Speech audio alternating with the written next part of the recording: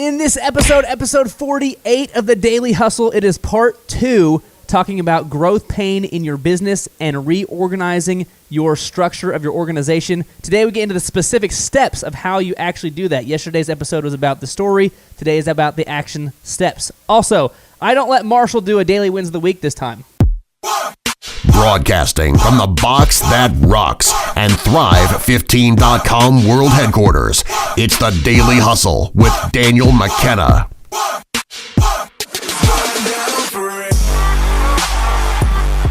What is going on, folks? Welcome to episode 48 of the Daily Hustle Show. Over there to the left side of me, Marshall F. Morris. Over here on this desk, Daniel McKenna. And this is episode 48, part 2 of the Managing Change in Your Business and Why Growth Pain is Good. In yesterday's episode, if you have not heard that one, go listen to that one. If you have not heard that one, yesterday's episode, we talked about Taco Bell and the NYPD and kind of ran through their stories of reorganizational change in their businesses, in their entities, their structures, and what they had to do, kind of the story behind it. Today, we're going to get into the specific steps of how you can implement the same things into your business. I'm passionate about Taco Bell and NYPD. Marshall, these are very passion points for Marshall, both tacos and the Men in Blue. I've talked about dollar tacos for a long time. I'm glad we're bringing it full circle. Full circle. We have not talked about police as much. No, I'm not. Given your shady history. Yeah, I have a couple arrest warrants out for my. You got a couple parking tickets in Wyoming. You haven't paid yet. South Dakota. South Dakota's got a warrant out for him for you did a bad job parallel parking one time, upset some neighbors. That's true. Real quick, I remember I think we did get a ticket up in South Dakota because we rented a car for the speaking event we did up there in the truck, and we parked in the eco-friendly parking space out front of the place that we were speaking at. That doesn't surprise me. And so we had our big fuel efficient Ford F-350, and it wouldn't have surprised me if you just left it running the entire time you were speaking too, just cause. Like, eco-friendly, huh? Well, we're going to leave this F-350 just running the entire time. That's right. That would not have surprised me. Episode 48 is the Nazi Muhammad episode here, Marshall, for two reasons. One, because episode number 48, not many people wore 48. Yeah. We could have gone with Jimmy Johnson, the NASCAR driver, but I refuse to acknowledge that. Even though he's won a bunch of car races, and he's made a bunch of money. He's been very successful. Great job for Jimmy. But I refuse to recognize the sport. So you're trying to upset at least one of the most widely attended sporting events of all time. I feel like, yeah, and I feel like we have a very strong listener base that are NASCAR fans too. So you're just trying to upset them. I'm just being polarizing at this point. Okay. But Nazi Muhammad, how about him? He's a career journeyman, never been an all-star or anything. Career peaked in 2001, 2002, averaging 9 and 8. 9 points, 8 boards. Played for the Thunder for a little bit. I love that. I feel like if you were like, I don't know, 4 inches taller, you could be Nazi Muhammad. You just, never have to be an all-star, but you have enough skill, you're big enough teams need you. Probably not. Okay. Well, this is the Career Journeyman Nazi Muhammad episode, number 48. Also, Growth Pain is Good. Part 2. So let's go ahead and dive into the details here. We talked about the actual stories yesterday. I enjoyed those stories. But now let's get into the bullet points here, Marshall. Okay. We're talking about stages in organization re-engineering. And these are the specific steps that both Taco Bell and the NYPD and Sears all took to get their businesses to implement massive change. If you don't know what book we are talking about, it is from the Service Profit Chain. It's right here in front of me, if you can see that, right there. Service Profit Chain to learn more about it. But let's go ahead and dive into the steps here. Marshall, go ahead and give me number 1. Okay, so when you're re-engineering an organization, you first have to start with cosmetics. If it doesn't look and feel different, then it's going to revert back to the old ways of doing things. So, number 1, you have to apply cosmetic change to the business. So you're saying there needs to be something physical, something that looks different, something that feels different. That's right. Okay. So for Taco Bell, that included new uniforms, Okay. They got everybody new uniforms. They couldn't keep wearing the same uniforms as before. So when patrons came into the business, they're like, oh, Something's different. something's different. And also, the employees noticed, oh, this is new. This is different. That's right. We're doing something new now. Okay. The NYPD, they got new equipment. We talked about it last episode. They got new uniforms, so they were a darker blue, bigger, bulkier vests. They felt more authoritative, and so it was a visible, tangible change within the business. Okay. Then Taco Bell, they implemented a lot of the things that they talked about. So they put together their John Martin put together, hey, this is what we want to do. We've distilled it down to what we are, and they use the acronym FACT, F-A-C-T, FACT. Fast, accurate, cleanliness, and temperature control. Okay? Because as we talked about in the previous episode, they figured out their ideal and likely buyers, that's what they were after. They weren't after the kitchen experience. They weren't after, white cloth napkins. That's not what they were there for. Nope. They're there for fast food. It's got to be accurate how I ordered it. Needs to be clean inside the store. And if I ordered it hot, it needs to be hot. Okay, so they condensed that down to a theme or a slogan. NYPD, the New York Police Department, they got behind the slogan, taking the city back from criminals, one block, one street, and one neighborhood. And I might have left off at a time. Taking the city back from criminals, one block, one street, and one neighborhood at a time. And that was something that I'm sure they not only talked about internally, but it was something that the commissioner repeated over and over and over in public, like anytime they spoke in public. Anytime they spoke to the press, anytime they spoke in public, he would repeat this statement over and over, so they knew there was like one driving thought. There was one driving force. This is what we're doing. This is our theme, or this is our slogan. That's right. Okay, so the cosmetics of maybe something looks new. Maybe you have a new rallying cry to go behind. Anything else we need to know about this? The cosmetics are the first step. Okay. But if only you do cosmetic, superficial, something of substance behind it is lacking. If you only do those things, the cosmetic, the superficial stuff, then it's not going to take hold. Okay? You have to do something tangible behind it organizationally. You have to change the structure. You have to do something of substance, because if you only do cosmetic change, then it won't take long-term effect. So basically, this is a necessary first step, but you must know that this is like a first step. And for any real change, you got to keep rolling. That's right. Okay, so that was number one, cosmetics.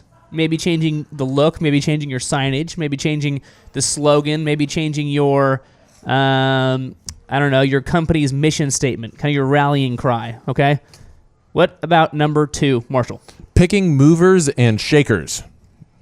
So the people who are going to drive change are identified at the outset. There may be a few or no immediate changes in titles, but in addition to whatever else they need to do, they need to become part of a team that will determine the direction of change and get it done. So the people up top, the people that are making the decisions, they're saying, okay, let's get some new uniforms. Here's our new slogan. And we're going to use Jerry and Bill. Jerry and Bill are now on the task force. I realize that Jerry and Bill are already running a store, but they are now on the task force to implement this new strategy. That's right. They're choosing the specific people they want to lead this new initiative. What? Let's say we're in a room full of 10 people. They're all. Let's go to Theoryland here. We're all running Taco Bells here. You're running a Taco Bell. I'm running a Taco Bell. Sam's running a Taco Bell. We're all sitting there in a room with Jerry and Bill. There's 5 of us. Okay. And the brass people up top, they come in and they say, all right, Jerry and Bill, you're on this new task force. You're the guys that we want to implement this new thing. And me and you and Sam are looking around like, well, why Jerry and Bill? We're managers of stores too. Like, why Jerry and Bill? What could happen here, Marshall? What's the point about picking somebody? Somebody has to be responsible. Somebody that wants to be a part of the change has to be responsible for the change. So you're saying it's not good enough to say, all right, all of you, this is what we're doing. That's right. Why is that? Somebody just has to be the driving catalyst for the change. So by putting it in somebody's hands, giving them some ownership behind it, that's what's going to ensure like you actually make some moves? Yes. Does this require that old relationships might change? Maybe you're establishing some new like kind of ground rules. Now we might be reporting to Jerry and Bill. I don't know. Yeah. You gotta cut out the old bureaucracy that may exist. So this seems like the first pain point in the process. This is the first part where maybe you're having to step on some toes. Yeah, somebody's not going to be happy. We talked about growth pain is good. We talked about the massive success Taco Bell and NYPD did by implementing these things, but they also talked about some of the pain points behind it. This is like one of those first pain points. Mm-hmm. Identifying who it is you want to lead the team. Mm-hmm. And that might upset others. Yep. So Taco Bell, what they did is they created marketing managers, okay? So new roles were created. Okay. Only 2 out of 3 middle managers were found qualified to assume the position of a marketing manager. Great news. We've got a new position, marketing manager. It's going to be awesome. Also, 33% of you don't make the cut. Yep. Okay. NYPD, they hired close associates who had been involved in previous transformation projects. So only 1 out of 4 existing precinct commanders were able to convince the brass that they could make the change from an effort-driven organization to one centered around results. Great news. We're going to reduce crime heavily. We're going to make some big changes around here. It's going to be great for the city, great for you guys. Also, only 25% of you are involved. Somebody's going to be upset.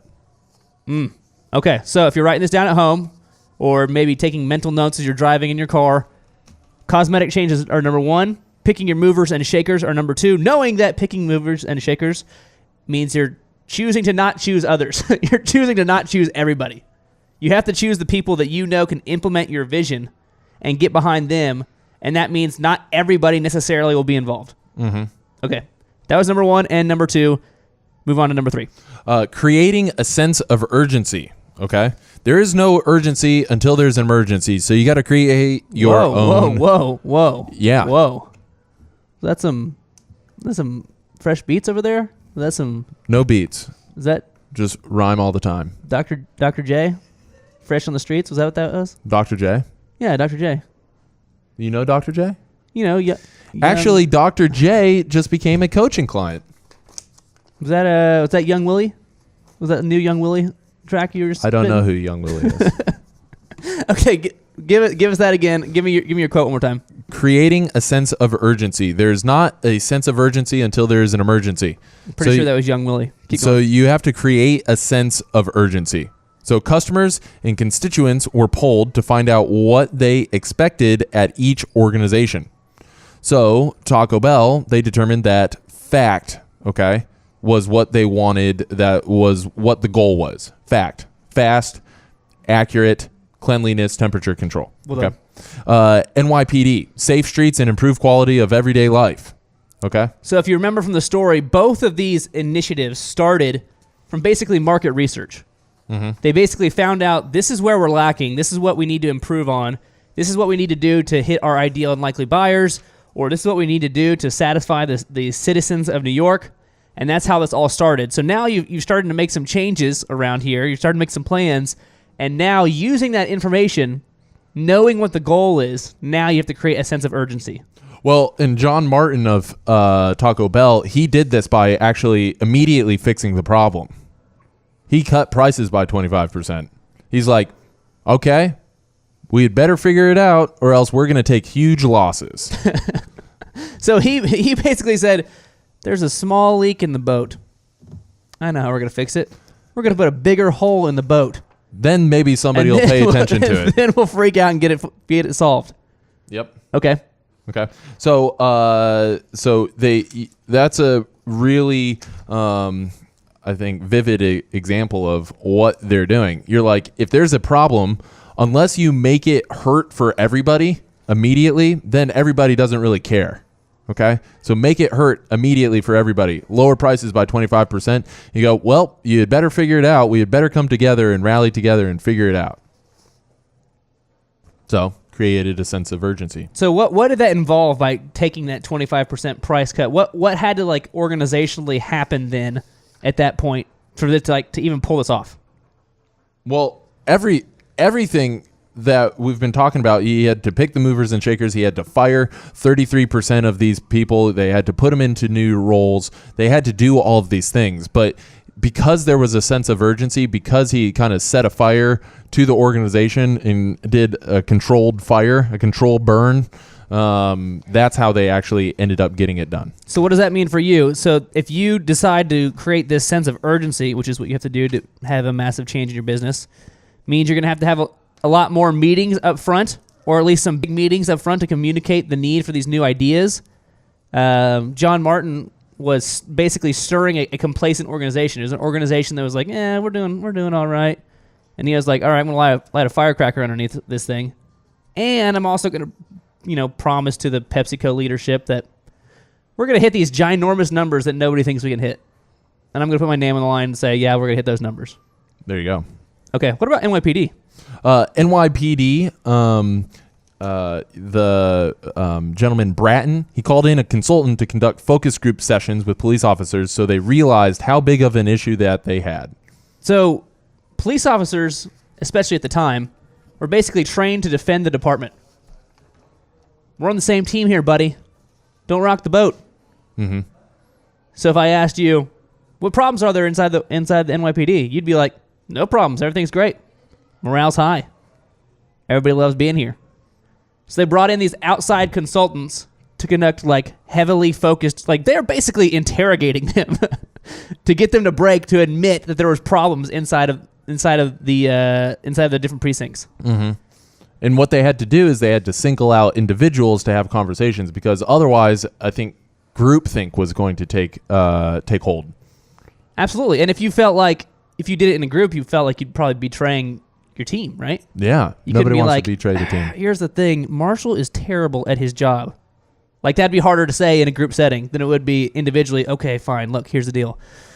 Marshall's terrible at his job. It sounds like you said the same thing twice. Well, I was giving one, one was a group setting, one was an individual setting. You better knock that off. Okay, so that's how these people stirred the pot. They created a sense of urgency, right? You're right. Okay. That was 1 through 3. How about number 4? What's the fourth step here? You got to choose the theme and the vehicle for which the change is going to take place. Okay. So, with the gap between customer expectations and current accomplishments firmly implanted in everybody's mind, they've communicated, hey, this is what we're doing. The lead teams then could set about to restate the mission and the goals of the organization, as well as to begin to define the strategy by which the goals would be achieved. So we talked about this a little bit in one of the first steps, some of the cosmetic stuff, but it more applies here, really. You've changed some things visually, right? You've identified who it is that you want leading this charge. You've created a sense of urgency. You let a fire underneath people's butts, as they say. Can we say butts in this program? Yeah, I don't think that gets censored. Are they going to bleep out butts? Yeah. Okay.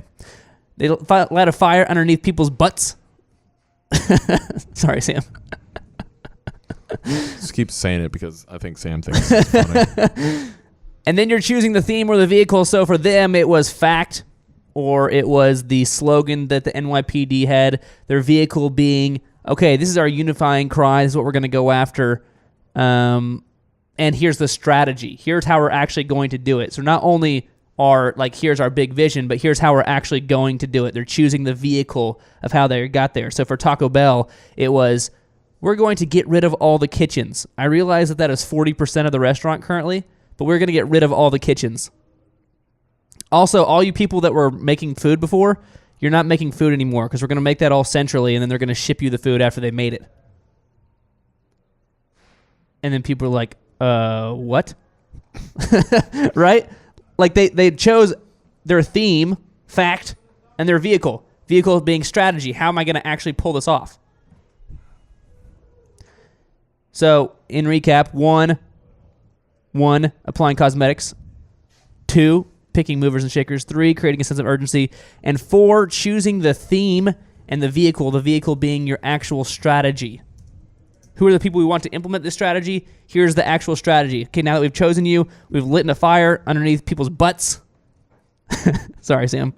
I'm just making Sam laugh behind the camera over there. My 7th grade humor is on fire right now.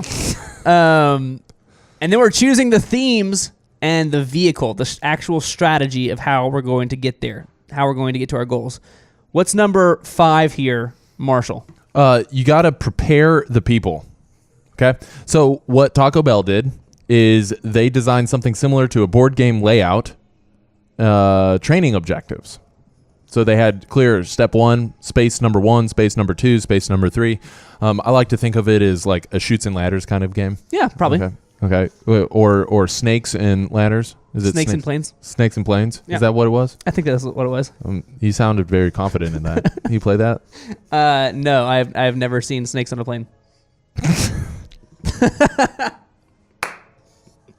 Sorry, Kanye West reference. Sorry. Taco Bell. So they designed a training program that was laid out in like a board game format. And so all the employees, they could participate and they could see the clear path of change. That was the important thing, is they had the clear path. NYPD, they raised standards in order to recruit more highly educated officers and then added training to incorporate new strategies into the curriculum. So depending on who it is you're trying to hire, who it is your workforce is, the NYPD decided, okay, to implement these new strategies, we need some bigger thinkers. We need some people that are more highly educated. Let's raise our standards. Let's make it harder to get into the program. That way we can pick and choose the people we want that we know can think this through, because this is a little bit more high-level type of thing we're trying to do. For Taco Bell, they're like, we know we're not getting super highly educated workforce members. We need a way to communicate these training objectives. How are we going to do that? It needs to be something that's easily communicated. It needs to be visual. Okay, so they designed a board game because people understand board games. They designed a board game so the whole process was very visual. Made it very easy to understand. Everybody could see what was going on so that everybody had the same idea in mind. Everybody had the same goal in mind, which I think is pretty genius, really. I mean, I've never heard of a new training program being explained through a board game, but I'm sure it was very effective. I'm sure it was very easy to understand what you were supposed to be doing. I have a quote here. I've been scouring for this quote, and it's so good because it's from my one of my business heroes. Ooh. Jack Welch. Go on. Okay. So we're talking about change and a changing economy and a changing industry environment, yes, which is exactly where Taco Bell was. Is yes. the fast food, the high frequency fast food users, okay, the fast food eaters, that was growing, okay, a couple decades ago. And Jack Welch says that this is applicable to everybody. Okay, so the General Electric actually has a portfolio of companies that they coach with. Okay, the General Electric, the Jack Welch coaching program, that portfolio of companies that they work with. Okay, and so he got asked a question in an interview. What do you do during uncertain times where you sense change needs to happen, but how do you do that? How do you be proactive? How do you be proactive in the environment? And so this is what he says. He goes, our objectives with them and our challenge to them were these 3 things. Okay. 1, cash is king. Okay. Get every drop of cash you can get and hold on to it. This is number 1. Okay. So what did John Martin do? He dropped prices to make it so that it was a no-brainer to go buy Taco Bell fast food. That's right. Okay. So immediately, cash is king. Okay. Let's figure out how to get every drop of cash possible in the market. We want these ideal and likely customers to be coming here and not McDonald's. That's right. Okay. Okay. Number 2 is communicate like you've never communicated before to your people. Okay. They're scared. They have no idea what's happening. Well, yeah, massive change can be scary because most people, especially if they're not the entrepreneurial kind, they tend to kind of get in their groove and they just want to sit in that groove forever. Yep. So he says every action you take must be understood by every employee in the place. Now, if you know Jack Welch, you know that he does not care whether or not you're on board with his strategy or not, but he will make sure that you know what the strategy is. You understand it. You understand it. That's a big deal. So if you think you've communicated a lot, communicate tenfold more now in every morning at businesses. Okay. Over communication. I love it. Get in the skin of every employee so they know everything that's happening and they aren't kept sitting out wondering. But not literally. They understand, not literally. They understand what the situation is. Okay. Okay. Lastly, the third one is if you've got the cash, you've communicated with everybody, you've taken care of your best, you've differentiated. Wait. I want you to go back one more time. You just said something important. You kind of skipped over it. You've taken care of your best. Wait, so Taco Bell only chose certain people to implement this program? Yeah. So the NYPD only chose certain people to... That's right. And Jack Welch says what? You've taken care of your best. Oh, so not everybody equally. No. Oh, okay. I'm sorry. I didn't know if I heard you correctly. Okay, continue. Okay. You've differentiated with your people. Okay. Go out. Once you've done all those things, go out and buy or bury your competition. Oh, wow. He goes, and the idea is buy them because they might not have done what you did. Bury because they're sitting around scared. Steal their employees, steal their R&D people, steal their salespeople, bury them. Now is the time. Steal their women, steal their gold. Yeah. If you're getting medieval, if you're a Renaissance fair, Vikings were the original entrepreneurs. That's right. Okay. Give me that last part one more time there, Okay. Marshall. And finally, the third thing, if you've got the cash, you've communicated with everybody, you've taken care of your best, you've differentiated with your people, go out and buy or bury your competition. And the idea is buy them because they might not have done what you did. Meaning that there's a lot of availability for potential growth. That's right. Okay. Bury because they're sitting around scared. Steal their employees, steal their R&D people, steal their salespeople, bury them. Now is the time. So what you were talking about there, a lot of that has to do with point number 8 of the 9 points of restructuring your organization. But today we're only going through 5. We're only going through 1 through 5. You're such a tease. I know. I just that's what I do, I guess. 1 through 5. And Marshall was kind of hinting at some future in the next episode. But 1 through 5, one more time here. We've got applying cosmetics, picking movers and shakers, creating a sense of urgency, choosing the theme and the vehicle, and then preparing your people, getting everybody on the same page. I love the Jack Welch quote about if you think you've communicate 10 times more than that. I love the concept of over-communication because when we have a conversation, I say one thing and you take it a different way. So I have to continue saying it over and over and over and over and over until as close as possible we're on the same page. That's super huge for your business, super huge. And like you said, it's not that Jack Welch cares if you're on board or not, but you're going to at least know what's going on. Right. It's not going to be like you think something else is going on, and so you make decisions based on that. You're going to at least know this is the vision. Not that I necessarily care if you're with me or not, but this is the vision, and I'll continue over-communicating that until we're on the same page. It's great. It is the important part of growth pain. Which is good. Yeah, it's growth. It's necessary. It's necessary. In the next episode, we'll get through points 6 through 9, 6, 7, 8, and 9 to finish off the series, as well as the questions that you should ask yourself if you believe you're ready for organizational change. Questions for the management, and I'm assuming that's you. Anything else there, Marshall? Anything else? I can't tell you how passionate and excited I am that you wore your new red shirt today. Well, this is the new red shirt that I've only worn, 30, 40 times before in the last year or two. But besides that, it's brand new. And in honor of Clay Stairs, we're not even going to do a daily wins of the week today. We're just going to shut her down in honor of Clay Stairs.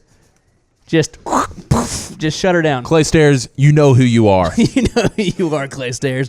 All right, so tune back in tomorrow for points 6 through 9. If you don't know what we do, I'm not even going to tell you in this episode. We'll tell you in the next episode what we do. If you don't know what we do, listen to the next episode. Over there, Marshall F. Morris. Over here, Daniel McKenna. It's been episode 48 of The Daily Hustle.